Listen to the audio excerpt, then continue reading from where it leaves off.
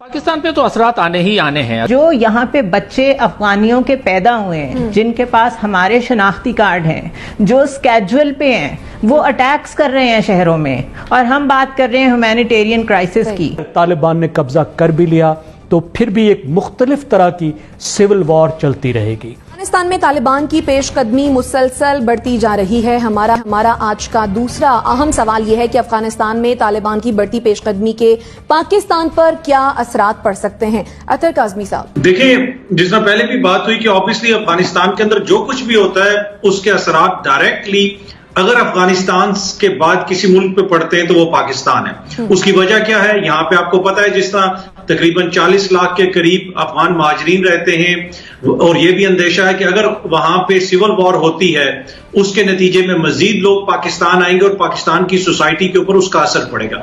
اب مسئلہ یہ ہے کہ وہاں پہ اب یہ ساری سچویشن تو اس وقت ہے، لیکن یہ سچویشن ہے کیوں؟ یہ سمجھنے کی چیز ہے. اس لیے کہ طالبان کے ساتھ تو امریکہ نے کافی عرصے سے بات چیت شروع کی ہوئی تھی. وہاں کی حکومت کا غیر سنجیدہ رویہ رہا جس کی وجہ سے یہ مذاکرات آگے نہیں بڑھ سکے، اور وہ بار بار یہ کہتے رہے کہ ہم طالبان سے بات نہیں کریں گے، ہم طالبان کو لیجیٹمیٹ وہاں پہ اسٹیک ہولڈر نہیں مانتے. اس کی وجہ سے اب ہم اس سچویشن میں آئے ہیں کہ اب لگ رہا ایسے ہے کہ آج وہاں کی حکومت گئی، کل وہاں کی حکومت گئی. تو اس مسئلے کا اگر کوئی دیر پا حل نکل سکتا ہے تو وہ یہی ہے کہ تمام فریقین وہاں پہ بیٹھیں اور بیٹھ کے اس کا کوئی سیاسی حل نکالیں. پاکستان کی حکومت کا یہ درینہ موقف رہا ہے کہ اس مسئلے کا واحد حل سیاسی حل ہے، لیکن لگتا نہیں ہے کہ اس کا کوئی سیاسی حل نکلے گا. اور اس کی وجہ یہ ہے کہ اس وقت وہاں پہ جو اقتدار میں حکومت ہے، جب سے وہ حکومت میں آئے ان کا ایک ہی کام رہا ہے کہ پاکستان کے اوپر وہ بلیم کرتے رہیں، پاکستان کے خلاف ان کی اپنی سرزمین کو وہ استعمال کرتے رہیں. آج بھی وہاں سے اس قسم کی حرکتیں ہو رہی ہیں. تو جب تک وہ لوگ میچورٹی کا ثبوت نہیں دیں گے اشرف غنی کی انتظامیہ، تب تک وہاں پہ کوئی مسئلہ حل نہیں ہو سکتا. ٹھیک ہے، مبشر بخاری صاحب آپ کیا کہیں گے اس تمام صورتحال پر؟ جی دیکھیے، جو پیش قدمی ہو رہی ہے اس کا فال آؤٹ یقیناً پاکستان پہ دو صورتوں میں ہونا ہی ہے، وہ جلدی ہو یا بدیر ہو. سب سے پہلے تو آپ پہ جو ہے ریفیوجیز کا پریشر بڑھے گا. آپ انٹرنیشنل لاز کے تحت انہیں روک نہیں سکتے، چونکہ آلریڈی اطلاعات ہیں کہ لوگ وہاں سے کراس کرنا چاہ رہے ہیں پاکستان کی طرف، روکے ہوئے ہیں. لیکن کب تک روکیں گے؟ چونکہ انٹرنیشنل پریشر اور انٹرنیشنل لا جو ہے وہ آپ کو فورس کریں گے کہ آپ انہیں ایکسیپٹ کریں. ماضی میں یہ ہوا کہ ہم نے ریفیوجی کیمپس بنائے لیکن وہاں سے سپل اوور ہو گیا، اور اب یہ ہے کہ جیسے اطہر بھائی نے کہا 40 لاکھ افغانی، یہ ریکارڈ میں اس طرح نہیں ہے لیکن وہ ان کی بات بالکل ٹھیک ہے، کیونکہ بہت سارے لوگ پاکستانی شناختی کارڈ لے چکے ہیں اور وہ اب پاکستانی شہری ہیں. ایک تو سب سے پہلا پرابلم ہمیں یہ ہوگا. دوسرا جو ماضی میں ہم نے دیکھا وہ یہ تھا کہ ٹرکل ڈاؤن ہوتی ہے، وہاں کی کانفلکٹ پاکستان میں ادھر آ جاتی ہے، اور یہاں پہ ہم نے ورسٹ جو سیکٹیرین کلیشز تھے وہ دیکھے. اس کی ایک بڑی جینون سی ریزن ہے، طالبان چونکہ ایک مخصوص مکتبہ فکر سے تعلق رکھتے ہیں، تو ان کے جو ہم خیال گروپس ہیں ادھر، ان کو اسٹرینتھ ملتی ہے جب طالبان وہاں پہ کنٹرول کرتے ہیں. تو نتیجہ یہ ہوتا ہے کہ اس سوسائٹی میں پھر کانفلکٹس شروع ہو جاتی ہیں. یقیناً یہ چیلنج پاکستان کو پھر درپیش ہوگا، اور اس سے کیسے نپٹنا ہے اس کے لیے ہمیں پریمپٹیو میئرز لینا پڑیں گے. یہ دونوں چیلنجز سے نپٹنے کے لیے ریفیوجیز کی صورت میں کیمپس جہاں سے سپل اوور نہ ہو، اور دوسری صورت میں کہ اگر یہاں پہ دوبارہ سیکٹیرین ازم کی طرف ہم بڑھیں تو اس کے لیے ہمیں کیا اس کو ڈیٹرنس کے لیے کیا ڈیوائس کرنا ہے، یہ ہمیں سوچنا ہے. لیکن سب سے بڑے یہ دو چیلنجز ہی پاکستان کو پیش آئیں گے. ٹھیک زنیرہ، جس طرح سے افغانستان میں طالبان پیش قدمی کر رہے ہیں، پاکستان پر اس کا کیا امپیکٹ ہو سکتا ہے آپ کے خیال میں؟ دیکھیں، آئیڈیل سیناریوز دو ہیں. ایک تو یہ کہ کسی بھی طریقے سے کوئی انٹرا افغان ڈائلاگ ہو جائے اور ایک گورنمنٹ بن جائے وہاں پہ، اور وہ جو بھی گورنمنٹ بنائے وہ بڑی انکلوسیو گورنمنٹ بنائے جس میں سارے فیکشنز شامل ہوں. یہ آئیڈیل سچویشن ہے جو ہوتی اس لیے نظر نہیں آ رہی کہ آلریڈی 22 ٹرانس نیشنل گروپس جس میں IS بھی شامل ہے وہ وہاں پہ ری گروپ ہو چکے ہیں اور وہ وہاں پہ آپریٹو ہو چکے ہیں. اب جس طریقے سے US وہاں سے نکلا ہے اور جس تیزی سے یہ 22 گروپس وہاں پہ ایکٹیو ہوئے ہیں، it is not not a coincidence. It all seems very well planned کہ کس طریقے سے chaos کو جگہ دی گئی ہے اور American base کو خالی کر دیا گیا ہے.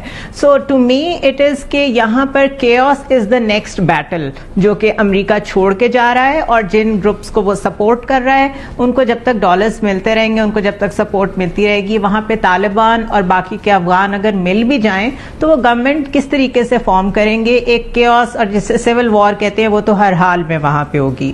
دوسرا جہاں تک ریفیوجیز کا تعلق ہے, 90% فینس پہ کام ہو چکا ہے, but it's a two way thing.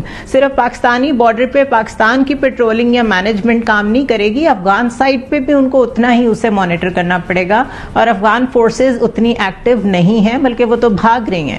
Number 3, refugees کا جہاں تک تعلق ہے, دنیا میں لوگوں نے بارڈرز بند کیے ہیں جب ان کو ریفیوجیز کی تھریٹ آئی ہے, اور ہمارے ملک میں جہاں پہ جس طرح ابھی مبشر صاحب کہہ رہے تھے کہ یہاں پہ سمپتھائزرز موجود ہیں جو کہ بڑے خوش ہوتے ہیں جب وہاں پہ ان کی گورنمنٹ آتی ہے, تو آپ کو ہر حال میں ریگارڈلیس اور divide of the international norms اپنی سوسائٹی کی خاطر ایکسٹریمزم کو فائٹ کرنے کی خاطر ان کو آنے سے روکنا پڑے گا. کیونکہ انٹرنیشنل لاز صرف وہیں پہ کیوں آپ کو یاد آتے ہیں جہاں پہ آپ کو کوئی نہ کوئی کرائسس فیس کرنا پڑ رہا ہوتا ہے, کہیں تو you have to draw the line کہ یہ ہم نہیں ہونے دیں گے. تو یہ میجر چیزیں ہیں, اور جو یہاں پہ بچے افغانیوں کے پیدا ہوئے ہیں جن کے پاس ہمارے شناختی کارڈ ہیں, جو اسکیجول پہ ہیں, وہ اٹیکس کر رہے ہیں شہروں میں, اور ہم بات کر رہے ہیں ہیومینیٹیرین کرائسس کی. This doesn't make sense. So this is a tight روپ, اور بہت احتیاط سے چلنے کی ضرورت ہے. زیغم خان صاحب, آپ کے خیال میں کیا کوئی آئیڈیل سچویشن افغانستان میں بن سکتی ہے؟ اس وقت تو امکان نہیں لگ رہا شائستہ کہ افغانستان میں جو بیسٹ کیس سینیریو ہے وہ بنے, اور بیسٹ کیس سینیریو وہی ہے جس کا زنیرہ صاحبہ نے جس کی طرف اشارہ کیا, کہ ایک ایسی حکومت بنے جو انکلوسو ہو, سب کے لیے قابل قبول ہو. اس کا فائدہ یہ ہوگا کہ وہ ایفیکٹولی تمام افغانستان پہ گورن کر سکتی ہے. ان گورنڈ سپیسز جو ہیں وہ ختم ہو سکتے ہیں, دہشت گرد ختم ہو سکتے ہیں, دنیا اس سے ڈیل کر سکتی ہے, اور بہتر طور پہ معاشی طور پر بھی افغانستان جو ہے وہ اپنے پاؤں پہ کھڑا ہو سکتا ہے. یہ کیوں نہیں ہو سکتا؟ آپ یہ دیکھیں کہ پچھلے 20 سال کے درمیان میں جو اس وقت کی افغان حکومت ہے اس نے کوئی دلچسپی نہیں لی طالبان کو اکاموڈیٹ کرنے کی. وہی رویہ طالبان کا ہے کہ ان کی بھی وہی ونر ٹیکس آل مینٹیلٹی ہے, کہ وہ بھی اب سنجیدہ نہیں ہے. جب ان کو تھوڑا اپر ہینڈ مل رہا ہے تو وہ یہ چاہتے ہیں کہ پورے افغانستان پہ قبضہ جمائیں. اس صورت میں یقیناً جو دوسرا گروپ ہے جو اس وقت حکومت میں ہے, جو اس کے ساتھ گروپ ہیں, جو ایتھنک گروپس ہیں, ان کو یہ بات قابل قبول نہیں ہوگی. اور اگر طالبان نے قبضہ کر بھی لیا تو پھر بھی ایک مختلف طرح کی سول وار چلتی رہے گی. تو کسی نہ کسی طرح کی سول وار اس وقت سے ہٹ کر ایک نئی طرح کی ایک جو ہے سٹیل میٹ وہ پیدا ہو سکتی ہے. پاکستان کے لیے وہ بہت برا سینیریو ہے. اچھا سینیریو کم لگ رہا ہے. خطرات ہمیں عام طور پر 3 رہے ہیں. ہمیں سیکیورٹی کا خطرہ رہا ہے. افغانستان میں عام طور پر جو حکومت آتی ہے وہ کسی نہ کسی طرح سے ہوسٹائل ہوتی ہے, سیپریٹسٹ کو جگہ دیتی ہے, ٹیررسٹ کو جگہ دیتی ہے. پھر بہت سے ایریاز ایسے ہوتے ہیں جو ان گورنڈ سپیسز ہوتے ہیں جہاں پہ افغان حکومت کی رٹ نہیں ہوتی, تو وہاں پر بھی جو ہمارے ریاست مخالف لوگ ہیں, جو کرمنلز لوگ ہیں, ان کو جگہ مل جاتی ہے. دوسری بات یہ ہے کہ ریفیوجیز آتے ہیں بڑی تعداد میں. ریفیوجیز کے بارے میں بات ہو گئی, اس میں صرف میرے جو اختلاف ہے وہ یہ ہے کہ جو لوگ 40 سال سے یہاں رہ رہے ہیں, جو بچے یہاں پیدا ہوئے ہیں, ہمیں ان کا احترام کرنا ہوگا. وہ ہمارے بچے ہیں, ان کے رائٹس کو تسلیم کرنا ہوگا. تیسری چیز معاشی ہے. دیکھیے آپ ذہن میں رکھیے کہ اس وقت جو ہیوج انویسٹمنٹ افغانستان میں آ رہی تھی وہ ختم ہونے جا رہی ہے, کیونکہ ویسٹ باہر نکل رہا ہے, اس سے غربت پھیلے گی. اس کا بھی اثرات پاکستان پر آئیں گے. ٹھیک ہے. اچھا ڈاکٹر ناظر صاحب, فواد چودھری نے یہ کہا تھا کہ اگر پرامن طریقے سے سب کی رائے لی جائے اور نظام حکومت کو آگے بڑھایا جائے تو پاکستان پر اس کے اثرات نہیں آئیں گے. کیا ایسا ممکن ہے؟ پاکستان پہ تو اثرات آنے ہی آنے ہیں. اگر ہم پچھلے 40 سال میں سے جو یہ مسئلہ چل رہا ہے آپ دیکھیں تو 80s میں یہ شروع ہوا, 1980 کے بعد یہ شروع ہوا, اور جب مجاہدین نے وہاں پر جو جہاد جس کو ہم نے جہاد کہا, اور وہ جب شروع ہوا تو اس کے براہ راست منفی اثرات پاکستان پہ پڑے. یہاں پر کلاشنیکوف کلچر آیا, یہاں پر ہیروئن کلچر آیا, یہاں پر تشدد کو پروان چڑھا, یہاں پر جو ہے وہ فرقہ وارانہ سوچ پروان چڑھی. یہ ساری جو ہے وہ افغان جہادی کلچر کی دین تھی جو پاکستان پہ مسلط کی گئی جنرل ضیاء الحق کے دور میں, اور اس کے بعد وہ چلتا رہا. اور ہم نے دیکھا کہ جب یہ रूस वहां से निकल गया, सोवियत यूनियन चला गया, तो उस वक्त नजीबुल्लाह ने, डॉक्टर नजीबुल्लाह थे, उन्होंने बड़ी कोशिश की कि मुजाहिदीन को शामिल कर लें, लेकिन वो शामिल नहीं हुए। वो चाहते थे कि काबुल पे कब्जा करें, फिर एक जलालाबाद पे अटेम्प्ट किया गया, वो नाकाम हुआ, तो उन सब का मनफी असर पड़ा।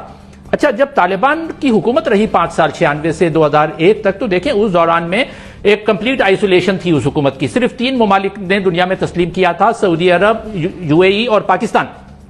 तो अब अगर तालिबान का काबुल पर कब्जा हो जाता है तो सऊदी अरब आपके साथ नहीं है, वो ओपनली कह चुका है कि हम तालिबान के साथ नहीं है, यूएई आपके साथ नहीं है, तो क्या सिर्फ पाकिस्तान तस्लीम करेगा? दुनिया की दूसरी ताकतें उसको लेजिटिमेट गवर्नमेंट तस्लीम नहीं करेंगी।